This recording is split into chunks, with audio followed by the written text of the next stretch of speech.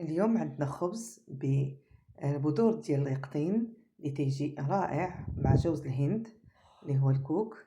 نتمنى انكم تجربوه، صراحه خبز مشبع.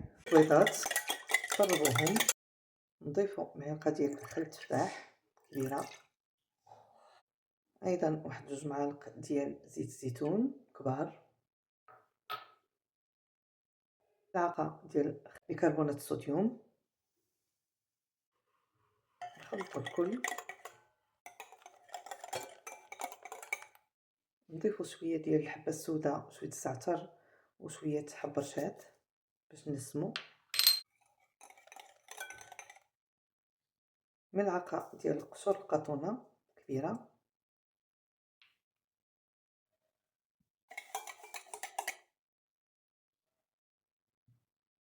نضيفوا الماء، قبصه ديال الملح اللي بغى يضيفها، نضيفوا بذور ديال القطونه مطحونين واحد سلافه،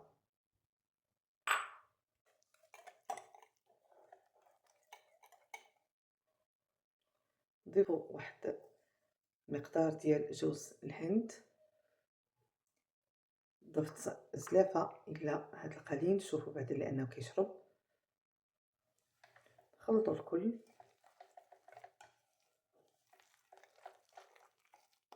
اذا نزيدوا نكملوا الزلافه ديالنا، نخلطوها مزيان، نتركوها تشرب شويه مع قشور القطونه واحد 10 دقائق، عاد نخبزوهم. الا تشرب لكم الكوك بزاف ضيفوا الماء، ماشي مشكل، على حسب الكوك واش مدسم ميدم بزاف او لا ناشف، ممكن تضيفوا الماء وما تخافوش.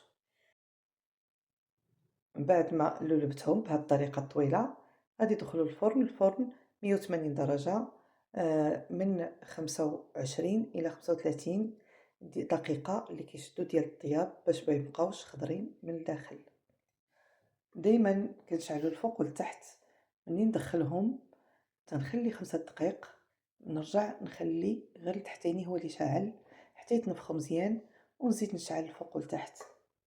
هذا الخبز ديالنا وجد الان بهذه الطريقه، جربوه، راه زوين تيجي. خبزنا بهذه الطريقه كيجي صراحه رائع، ممكن تعمروه باي حاجه، فرماج بالبيض، كونفيتور، شفتوا كي تيجي. الصراحه خبز كانه خبز القمح، صراحه انا كيعجبني، كيجيني بحال ديال خبز القمح، ومشبع. الناس اللي تيقولوا ان الخبز كيجي مفازك، لا، ها هو شفتوه بهذه الطريقه، ها هو غير يعطوه الطياب، يشد الوقت في الطياب.